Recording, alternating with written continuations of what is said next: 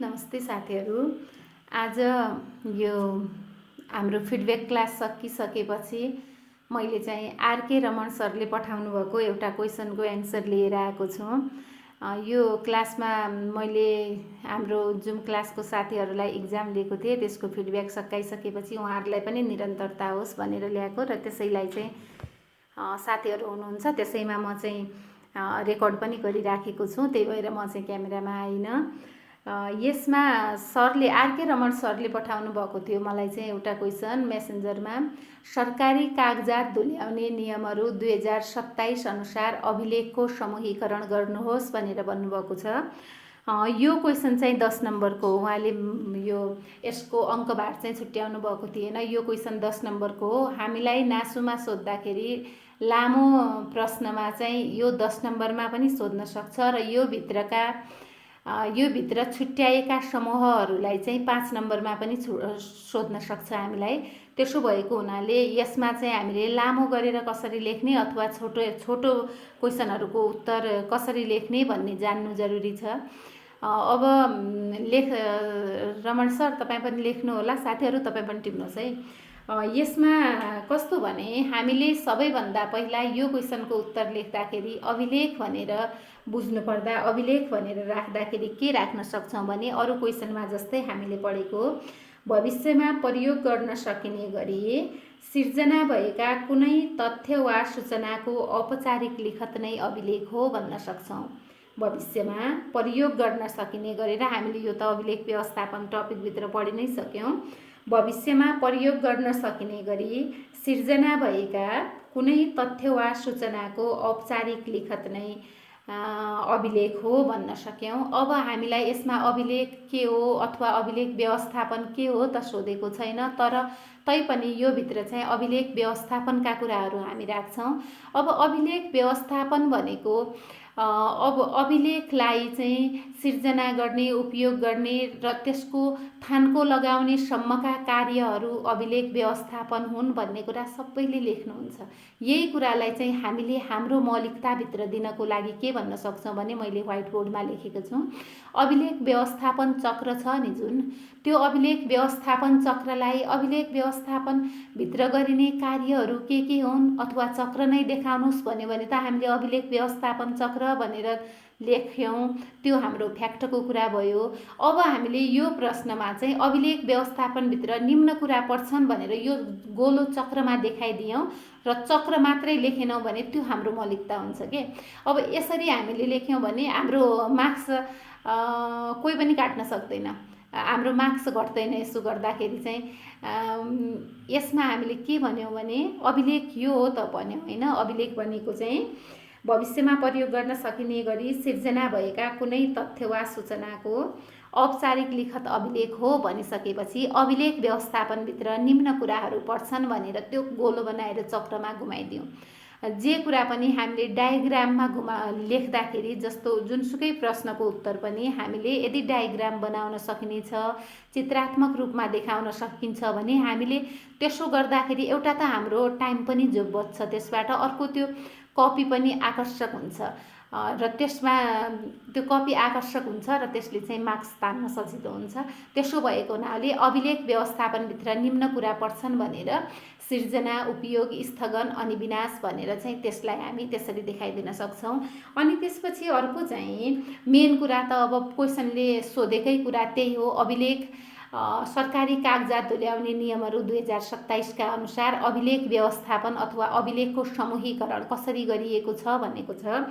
त्यसमा चाहिँ हामी के भन्न सक्छौँ भने सरकारी कागजात धुल्याउने नियमहरू 2027ले चाहिँ अभिलेख व्यवस्थापनलाई निम्न 5वटा वर्गमा बाँडेको छ भनेर मैले त्यहाँ व्हाइट बोर्डमा देखाए जस्तै गरेर हामीहरू देखाउन सक्छौँ।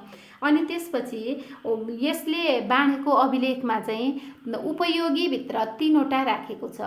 त्यसमा त अझ 3 वर्षमा पनि भनेर 4वटा नै छुट्याएको छ।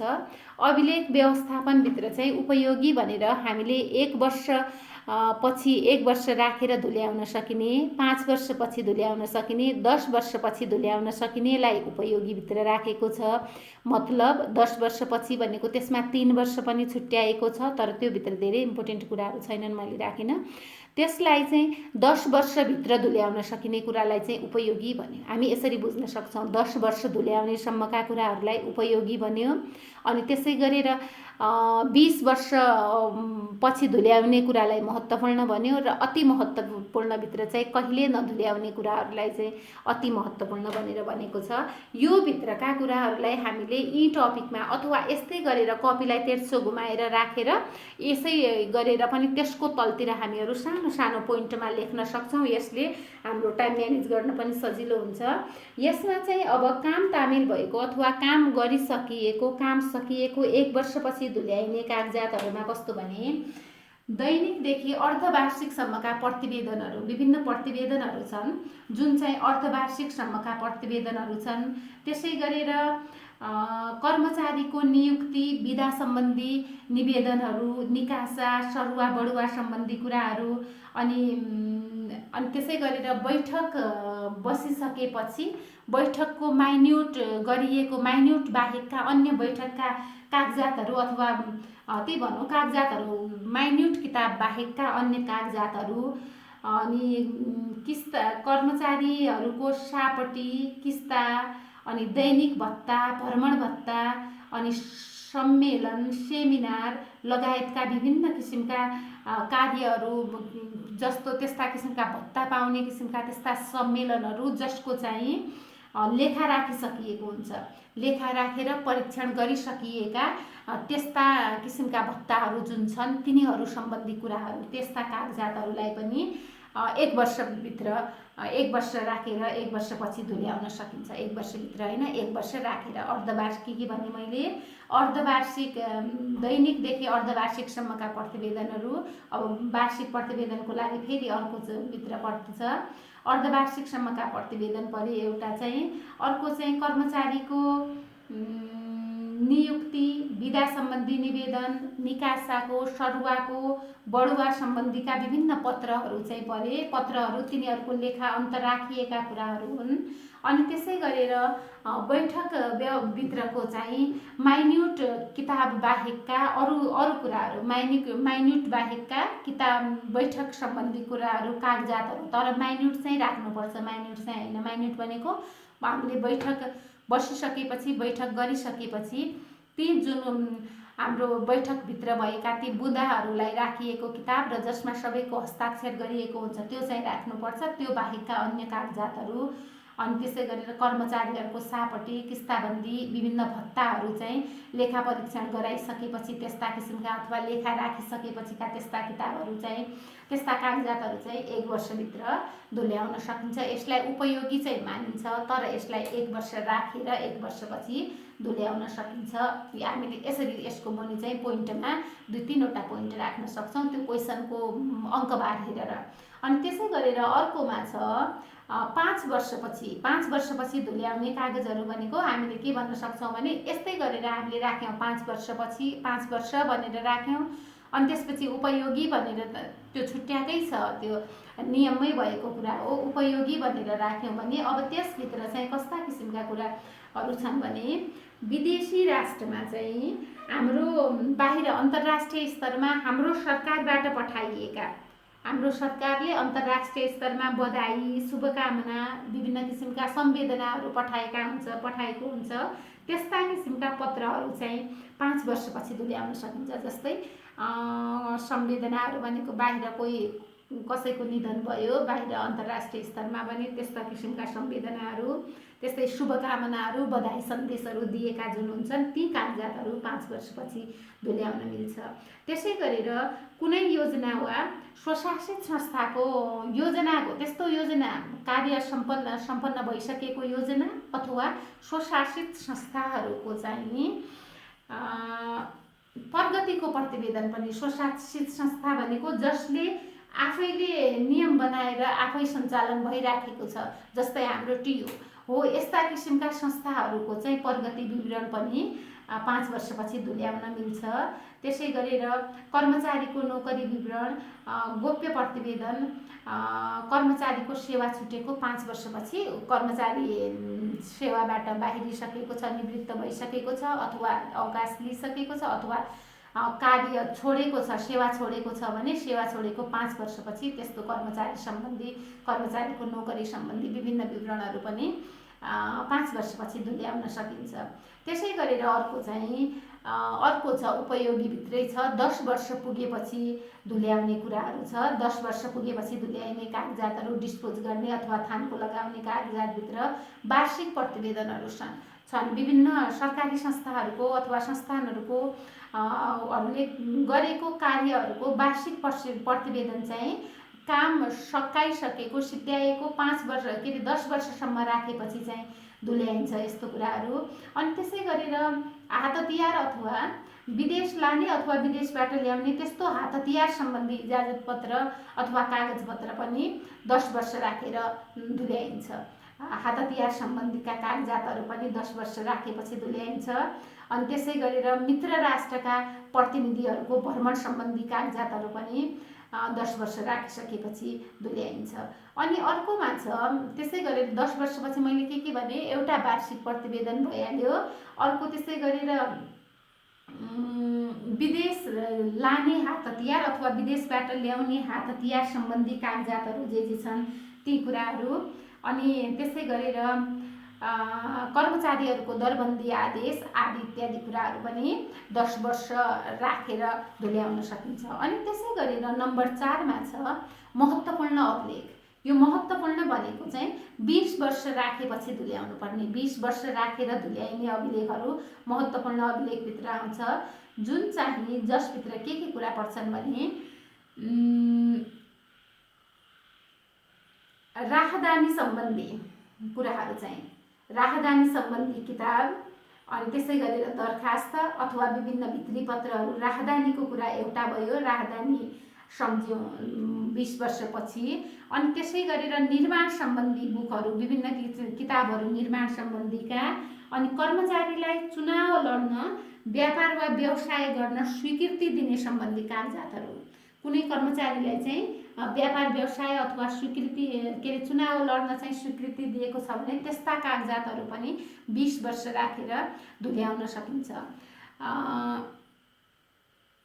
वित्तीय विवरणहरू, त्यसै गरेर बिक्री तथा खरिदका अभिलेखहरू, कर्जा सम्बन्धी अभिलेख, ठेक्कापट्टा, बोलपत्र, टेन्डर आदि विभिन्न किसिमका प्रतिवेदनहरूलाई पनि यसै गरेर 20 वर्षसम्म 20 वर्ष राखेपछि मात्रै धुल्याइन्छ। वित्तीय विवरण, बिक्री तथा खरिद गर्ने अभिलेखहरू, कर्जा सम्बन्धी अभिलेख, ठेक्कापट्टा, बोलपत्र, ती विभिन्न टेन्डरहरूलाई पनि कस्तो भने 20 वर्ष राखेपछि धुल्याइन्छ। सुनिरहनु भएको छ नि साथीहरू। अनि त्यसै गरेर अर्कोमा छ अन्तिममा चाहिँ कहिले नधुल्याइने अथवा अति महत्त्वपूर्ण भनेको छ। यसमा चाहिँ कहिल्यै नधुल्याइने अभिलेखहरू हो अति महत्त्वपूर्णभित्र। यसभित्र चाहिँ कहिल्यै नसडाइने तथा नाश गर्न नहुने अभिलेखहरू यसभित्र पर्दछन्।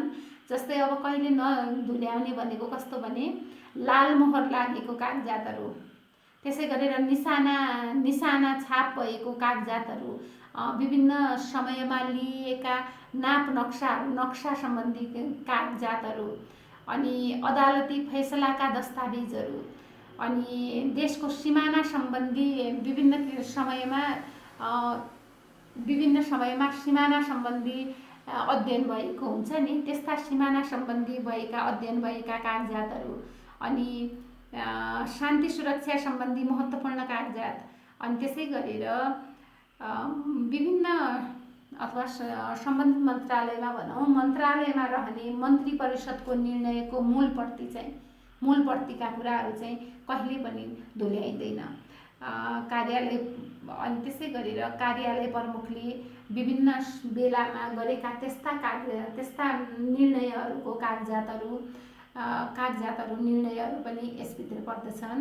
हामीले के भन्न सक्छौँ भने कहिल्यै नधुल्याइने भित्र चाहिँ मैले भने 2-3वटा पोइन्ट भने लाल मोहर लागेको कागजातहरू, अनि त्यसै गरेर हाम्रो निशाना छाप भएको कागजातहरू, अनि त्यसै गरी देशको सिमाना सम्बन्धी विभिन्न समयमा गरिएका सिमाना सम्बन्धीका लेखापढी गरिएका कागजातहरू।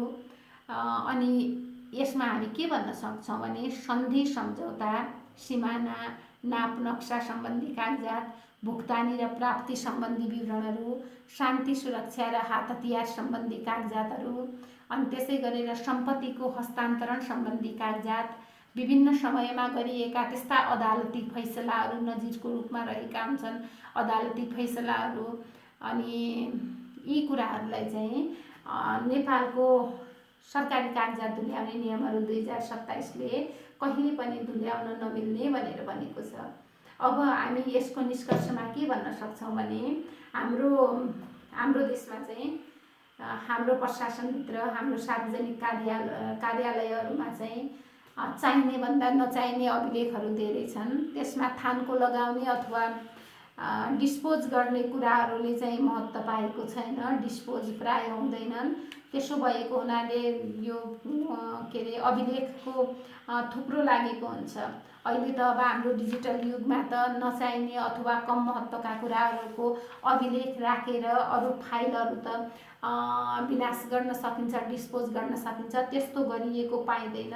त्यस्तो नभएको हुनाले चाहिँ यो अभिलेख व्यवस्थापनको पाटो चाहिँ हाम्रो देशमा एकदमै कमजोर छ भनेर चाहिँ यो सुधारतिर ध्यान जानु अहिलेको चाहिँ सबैको ध्यान जानु जरुरी छ भनेर हामीहरू आफ्नो एउटा सकारात्मक धारणा दिएर, आफ्नो सोच दिएर, आफ्नो धारणा भ्यू दिएर चाहिँ यो प्रश्नलाई अन्त्य गर्न सक्छौँ।